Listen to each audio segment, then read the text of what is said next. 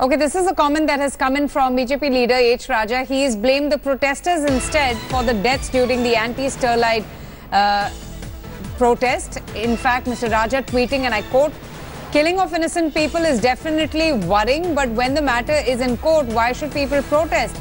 As much as the government is responsible, even the organisers are responsible for this situation." Those are the comments there by Mr. H. Raja. He's the BJP National Secretary and pinning the blame on the protesters for the unfortunate incident that unfolded.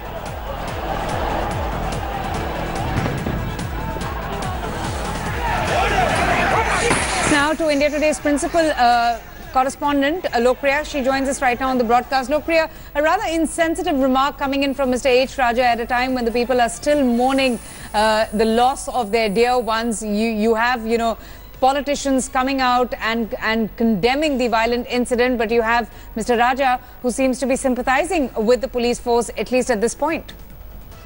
Well, definitely H. Raja's insensitive comments come at a very wrong juncture when the entire state is horrified with this brutal killing of 11 innocent people. This is not the first time that H. Raja has made such insensitive remarks, and political leaders from time and again have sought some sort of action against H. Raja for his insensitive remarks. During the Periyar statue row as well, H. Raja had made these remarks. H. Raja was speaking in Coimbatore yesterday when he stated Stay on with me. I'll just come to you. We also have with us BJP leader Dr. Subramaniam Swamy. Sir, at a time when people are still mourning the loss of their dear ones, you have a comment by Mr. H. Raja who has said that killing of innocent people is definitely worrying, but when the matter is in court, why should people protest? I'm wondering, what does he mean to suggest by putting out a comment like this? Does he seem to be sympathizing with the police force who are under a lot of criticism at this point? I'm not, I don't know the exact, neither I've talked to him nor I know the exact thing what he said. But the question would be that at this stage, since the court has seized of the matter, why not wait? Who's at fault? The court is the best authority, and the petition has been filed by one of the activists in this struggle. So you can't even say that this is something which the government has engineered to stop the protest. The main demand was to stop further construction or further operations. That has been agreed to by the court, and they've given a stay until this matter is settled. So why are you attacking Mr. P. Chidambaram? Why are you seeking his response on this matter? Because he was a director of the company till he became finance minister in 2004. He was a paid director, and therefore he must now disclose this to the public. Either he comes out and condemns the Sterlite, or he defends them. Having been their director for so long, all these policies were made when Vedanta took over Sterlite. So he should now explain what is their program, whether it's justified, not justified, whether he was consulted, not consulted. That is what is important. But why only Mr. Chidambaram? Why not also seek the same answers from the state government or the previous, politicians who were in power in the state who had perhaps given permission for the building of this plant or the additional one that was being constructed? Don't get carried away, madam. I've told you he was a director. Nobody else was a director of the company, and therefore they're to be asked to explain is another matter.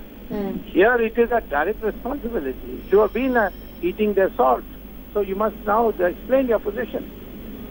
But Mr. Swamy, when you do start a plant, those questions also need to be sought from the authorities who had given them the permission in the first place as well, isn't it? Of course, if the authorities gave the permission, then the authorities have the right to defend that permission. And we don't know under what circumstances these firings have taken place. It is, of course, extraordinary. Yes. Normally, such things don't happen. But I do know from the delicate issue that invariably there's a infiltration. Was there an infiltration in this case or not? The court will have to tell us. But in Tamil Nadu, I've seen many agitations. This is not the first agitation against Sterlite, by the way. Right. And each time the leaders have a midnight meeting, and then something is given, and then they forget about the agitation. So Absolutely. I'd like to know more details about this. All right. Dr. Subramaniam Swamy, thank you so much for your time. Mr. Subramaniam Swamy seeking questions now from Mr. Chidambaram, who was a director in Vedanta, and also seeking a response from him on the unfortunate incident that had unfolded in which 12 people lost their lives. And this a day after 12 people were killed in the anti-Sterlite protest. Congress President Rahul Gandhi has also attacked the centre. He has said that Tamilians are being massacred as they're not adhering to RSS ideologies. While extending support to the protesters, Rahul Gandhi has added, and I quote, "Bullets of Modi or RSS will not silence the feelings of Tamil people." Political leaders, meanwhile, are also flocking to Tuticorin, with Kamal Hassan visiting the area, paying a visit to the hospital where the injured are being treated. DMK working President Stalin has also hit out at the Tamil Nadu Chief Minister, calling him incompetent for handling the Tuticorin violence. He even took to Twitter and posted the image of just how police officials were firing at the protesters, calling it mass murder of innocent people. And while politicians are making a beeline for the protest hit area of Tuticorin, PMK leader Anbumani Ramadas has demanded the resignation of the Chief Minister Edapadi K. Palanisamy. எவ்வளவு காலமா போராட்டம் நடந்தது, உண்ணாவிரதம், பரியல், நடப்பயணம், மக்களை தயார் பண்ணணும்னு தான். நாங்க ஏதாவது வன்முறையில் ஈடுபட்டோமா? இதுவரைக்கும் எந்த வன்முறையிலாவது ஈடுபட்டிருக்குதா? ஸ்டெர்லைட் எதிர்த்த போராட்டத்தில் ஒரு வன்முறை நடக்கல. குமரட்டியாபுரம் மற்ற ஊர்கள இருந்து அமைதியான போராட்டம் தான். ஆனா எங்களுக்கு போலீஸ் யாருக்காக இருக்கு? தனிப்பட்ட ஒரு முதலாளிக்காக இருக்கா? தனிப்பட்ட ஒரு முதலாளிக்காக போலீஸ் வந்திருக்கா? மக்களுக்காக இல்லையா என்ற கேள்வி அவங்க எழுப்புறாங்க. இதான் இன்றைக்கு இருக்கக்கூடிய நிலைமை. கடுமையான கண்டனத்தை தெரிவிக்கிறோம். இந்த ஸ்டெர்லைட் ஆலை அகற்றப்படுவதற்கு இத்தனை லட்சம் மக்கள் எழுந்து போராட்டாங்க. These policemen should be booked for murder under section 302, and the SP and the collector should be suspended immediately.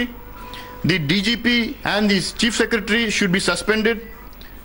Taking moral responsibility, Chief Minister Palanisamy should resign.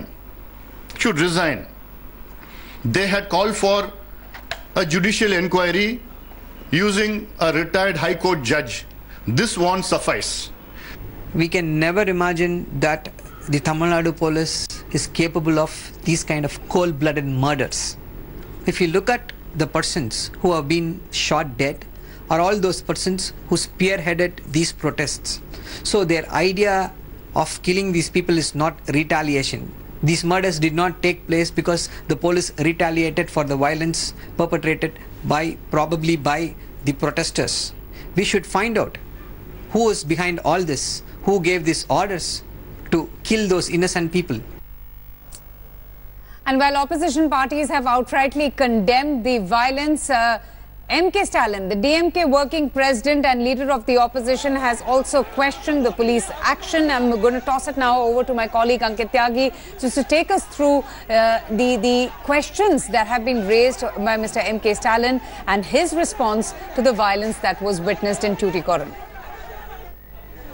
Well, the opposition is up in arms and being led by the DMK, the principal opposition party in Tamil Nadu, for what happened at Tuticorin yesterday. In fact, 12 people lost their life after the police firing. He has now gone ahead and tweeted. It's a series of tweets that MK Stalin has put out. In one, you can clearly see one police commando from the commando unit of Tamil Nadu, one policeman standing there with an assault rifle. This is an INSAS self-loading rifle that this man is holding in his arms, and this is a targeted firing that is taking place from this rifle. And there are many other videos that have come out in which the police is directly targeting the protesters, in fact not firing in the air, and many of these protesters have in fact sustained bullet marks on their head and chest.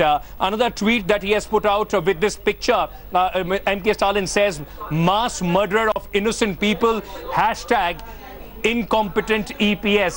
That is Palaniswamy, the Chief Minister of Tamil Nadu, who has been targeted in this tweet. The other tweet that he put out was about 4 hours back, in which he said, "Where does the final accountability lie for the brutal murder of 11 Tamils?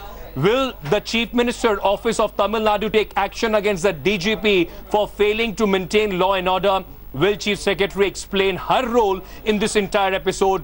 Will there be justice for Sterlite protest. Another tweet that he put out at the same time, just about 4 hours back, was why was there not adequate police presence to maintain law and order during the Sterlite protest? Is it accurate to say that there was a total failure of the state intelligence which led to these unfortunate deaths?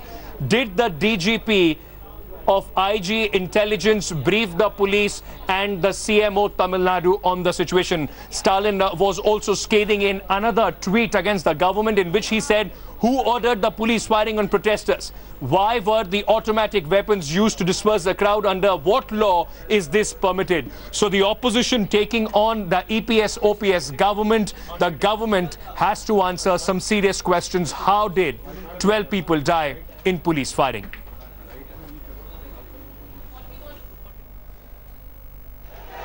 All right, that was my colleague Ankit just giving a detailed account of the reaction coming in from Mr. Stalin, MK Stalin, the DMK working president.